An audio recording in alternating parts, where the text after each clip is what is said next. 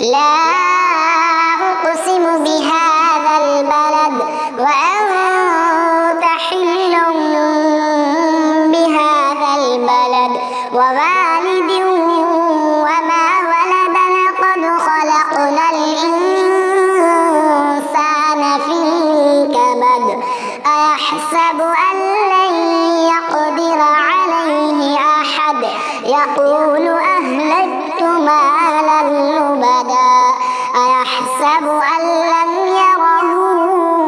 أحد ألم نجعل له عينين ولسانا